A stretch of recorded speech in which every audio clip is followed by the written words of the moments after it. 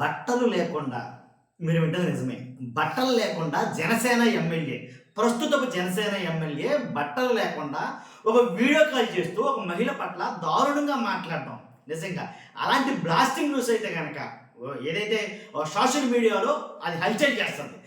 అలాంటి ఒక న్యూసు నిజంగాను. ఎలా అంటే ప్రస్తుతం ఉన్నటువంటి ఎమ్మెల్యే ఎవరో కాదు, ఏదైతే అన్నమయ్య జిల్లా రైల్వే కోడూరు ఎమ్మెల్యే ఎవరైతే ఉన్నారో అరవ శ్రీధర్ గారు.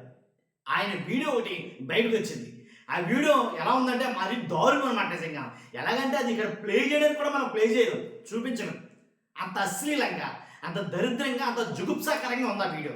కానీ ఒక ప్రజా ప్రతినిధి ఒక మహిళ పట్ల అలాగ ఒక వీడియో కాల్ చేసి, ఓ పక్కనేమో వాట్సాప్ చాటింగ్‌లు మరీ దారుణం అనమాట. అసలు ఎంత దారుణంగా ఉందో అంత దారుణంగా ఉంది.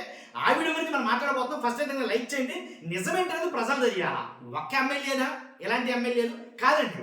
కూటమి ప్రభుత్వంలో చాలా మంది ఎమ్మెల్యేలు. అలా అంటే వైఎస్ఆర్‌సీపీ హయాంలో అలాంటి ఎమ్మెల్యేలు ఎవరు తారసపడలేదంటే గనక లేదు అని చెప్తాను నేను. ఎవరో ఒకళ్ళిద్దరు తప్ప. కానీ ఈ కూటమి ప్రభుత్వంలో తరచూ ఏదో సంఘటన, ఇలాంటి సంఘటన ప్రజాప్రతినిధులను పేరు తెచ్చుకున్నటువంటి ఎమ్మెల్యేలు కానీ, అలాగే నాయకులు కానీ కొంతమంది అదే మనం చూసాం. అంటే ఈ ఒక్క అరవ శ్రీధర్ ఈ రైల్వే కోడూరు ఎమ్మెల్యే ఒకలే కాకుండా అంతకుముందు గుంటూరు ఈస్ట్ ఎమ్మెల్యే ఒక ఆయన కూడా నజరీతో ఉంది. ఆయన తర్వాత అలాగే జనసేనలోనే ఇంకొక నాయకుడు ఎవరది కిరణ్ రాయల్ అనుకుంటా. ఇలాగా అంటే మహిళల పట్ల అసభ్యకరంగా ఏంటి ఎంత దారుణంగా తయారైపోయారు నిజంగా. చాలా మంది నాయకులు బయటికి కనిపించే వాళ్ళు కొంతమంది, కనిపించని వాళ్ళు కొంతమంది. ఇంత దారుణంగా అయితే కనుక నడుస్తుంది ప్రభుత్వం ఈ పరిపాలన అనేది అయితే కనుక చాలా మంది మాట్లాడుకోవడం జరుగుతుంది. అసలు ఏంటి ఈ న్యూస్ పట్ల ఇప్పుడు బయటకు వచ్చినటువంటి సంచలన వార్త ఏంటంటే కనుక ఏదైతే ఒక మహిళను ఉద్దేశించి ఒక మహిళ పట్ల ఈయన ఒక వీడియో కాల్ చేస్తూ, అంటే ఆల్రెడీ అక్కడ రైల్వే కోడూరులోనే ఉన్నటువంటి ఉద్యోగి పట్ల తను మాట్లాడిన విధానం ఎలా ఉందంటే ఒకసారి నేను తర్వాత మాట్లాడతాం. ముందు ఆ మహిళ మాట్లాడిన మాటలు విందాం మనం.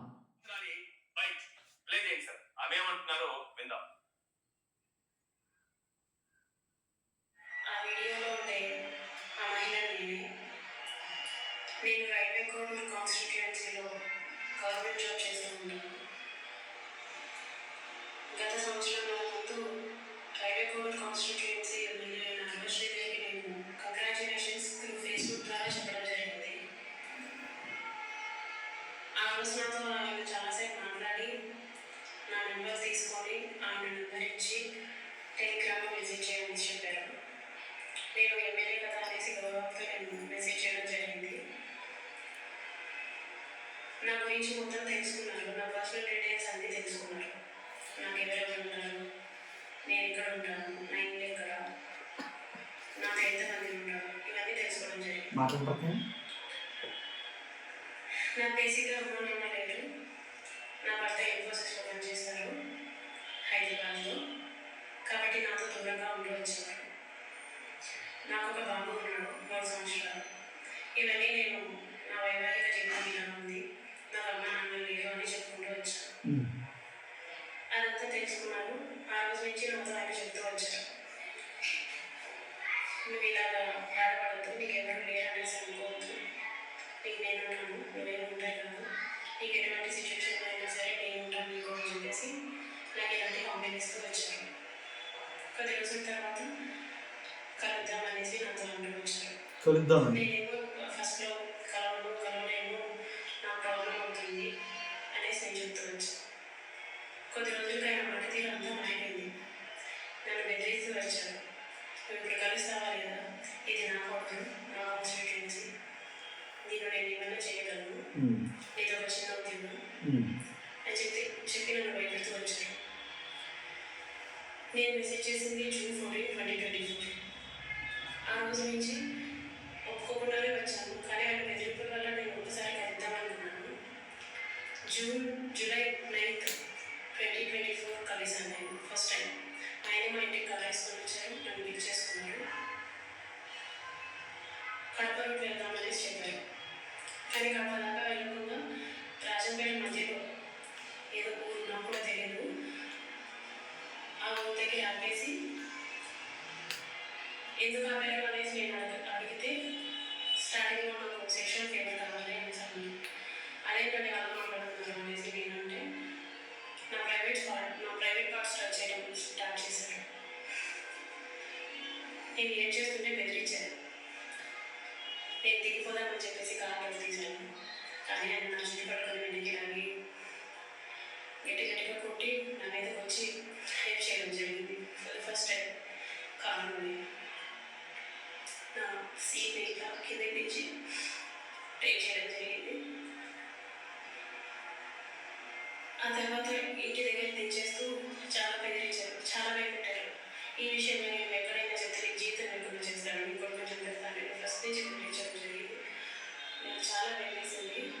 ట్రాన్స్ఫర్ పెట్టాలన్నా సరే నీకు నేనే దిక్కు, నీకు ఆప్షన్ కూడా లేదు అని చెప్పేసి బెదిరించడం జరిగింది. అలా రోజు గడుస్తూ కలవాలి అని చెప్పేసి డిమాండ్ చేస్తూ లిటరలీ భయపెడుతూ నన్ను చాలా చాలా ఘోరాతిఘోరంగా చేశారు.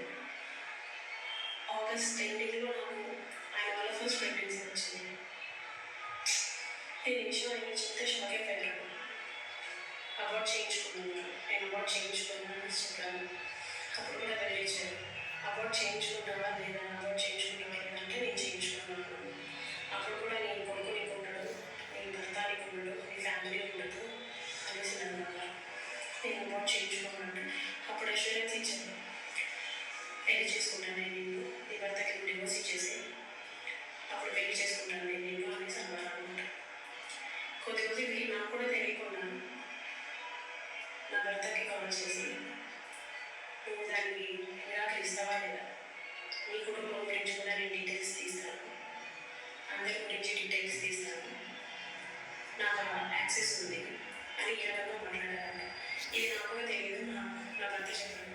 అసలు ఏం జరుగుతుంది మీ ఇద్దరి మధ్య, అతను నాకెందుకు కాల్ చేశారు అది ఇది అనేసి నాకందరూ దూరం అంటారు, నా కుటుంబ సభ్యులందరూ దూరం అంటారు. అలా 1.5 సంవత్సరం నన్ను చిత్రహింస పెట్టాడు. 5 సార్లు అతని వల్ల నాకు ప్రెగ్నెన్సీ వచ్చింది. వచ్చిన ప్రతిసారి భయపెట్టడం, ఇలా సూపర్ అష్యూరెన్స్ ఇవ్వడం, ఇవన్నీ జరుగుతూ వచ్చాయి. ఈ పరిస్థితిని అంతా చూసి నా కుటుంబ సభ్యులు అందరూ నాకు దూరం అయిపోయారు. ఇష్టం వచ్చి చేసుకో అన్నట్టు నాకు దూరం అయిపోయారు. నేను చాలా ఒంటరి అయిపోయాను. ఇక నా కొడుకు కూడా నాకు దూరం అయిపోయాడు. నా భర్త తీసుకెళ్ళిపోయాను. ఆఫీస్లో ఏదైనా చేయాలన్నా కూడా ఇతను నా మీద ఎంక్వైరీ చేస్తాను, సస్పెండ్ చేయిస్తాను, ఇల్లీగల్ యాక్టివిటీస్లో నేను నిరికిచ్చేస్తాను అని చెప్పేసి చాలా భయపడుతూ వచ్చాను. కొడుతూ వచ్చాను, నన్ను మా ఫ్యామిలీని బూతులు తింటూ వచ్చాను. అలా 1.5 సంవత్సరం జరిగింది. నాకు వీళ్ళందరూ దూరం అయిపోయారని తెలిసిన తర్వాత సడన్గా January 7th, 2026లో ఆయన నన్ను పెళ్లి చేసుకోలేదు, నేను ఇంకా చేసుకోను, నీకు ఇష్టం వచ్చింది నువ్వు చేసుకో అనేసి నన్ను వదిలేశారు. చాలా అంటే చాలా దారుణంగా వదిలేశారు. ఇదే నేను జరిగింది. అర్థమైంది కదండి. ఆ మహిళ మాట్లాడిన మాటలు ఏంటంటే, ఎమ్మెల్యేగా గెలిచిన తర్వాత ఆయనకి ఫేస్బుక్ ద్వారా మహిళా ఉద్యోగి ఒక మెసేజ్ పెట్టింది. ఏమని, కంగ్రాచులేషన్స్ ఎమ్మెల్యే గారు, మీకు అభినందనలు అని ఒక మెసేజ్ పెట్టిన పాపాన ఆ మెసేజ్ చూసి ఆయన వెంటనే రియాక్ట్ అయ్యి, తర్వాత ఆయన ఆమెతో మాట్లాడి, తర్వాత ఫోన్ చేసి, తర్వాత ఎలా కాదు ఇన్స్టాగ్రామ్ నుంచి నాకు ఫోన్ చేయమని చెప్పి, తర్వాత ఆ పరిచయం పెద్దగా చేసి, తర్వాత తన్ని లొంగ తీసుకునే కార్యక్రమం అయితే కానీ చేశారు. నన్ను లొంగ తీసుకున్నాడు ఆయన. కాబట్టి కారులోనే నా ఇంటికి వచ్చి నన్ను పికప్ చేసుకుని నన్ను తీసుకుని వెళ్ళి కారులోనే నన్ను రేప్ చేశారు. అలాగా నాకు పలానా డేట్లో ఫస్ట్ ప్రెగ్నెన్సీ వచ్చింది. ప్రెగ్నెన్సీ వచ్చినప్పుడు ఆ ప్రెగ్నెన్సీ తర్వాత అలా 1, 2 కాదు 5 సార్లు ఆ ప్రెగ్నెన్సీ వచ్చింది. నా భర్త నాకు దూరం అయిపోయాడు, నా కుటుంబ సభ్యులు నాకు దూరం అయిపోయాడు, నన్ను కొట్టారు, చిత్రాంశాలు పెట్టారు. సంవత్సరంన్నర నుంచి, ఏడాదిన్నర నుంచి నన్ను చాలా చాలా దారుణంగా అయితే కనుక చేస్తున్నారని చెప్పేసి ఆవిడ స్వయానా మాట్లాడినటువంటి వీడియో బయటది. అర్థమైంది కదండి. ఆ వీడియో బయట కూడా ప్లే చేయొచ్చు, సరే ఎందుకు తరగబడి ప్లే చేయట్లేదు కానీ వాస్తవంగాను. ఎందుకంటే ఆయన మాట్లాడుతున్నప్పుడు ఆయన వెనకాల నుంచి ఆయన న్యూడ్గా వీడియో అవన్నీ ఇక్కడ కుదరదు కాబట్టి నేను ప్లే చేయట్లా. వాస్తవంగా అయితే కనుక ఎలాంటి అసలు ఏంటి ఇంత దారుణం ఆ మహిళా ఉద్యోగి పట్ల అనేది నాకు అర్థం కాదు. చూస్తున్న మీరు అందరూ కూడా మీ అభిప్రాయం కామెంట్ రూపంలో తెలియజేయండి. ఫస్ట్ అయితే లైక్ చేయండి. Thank you very much.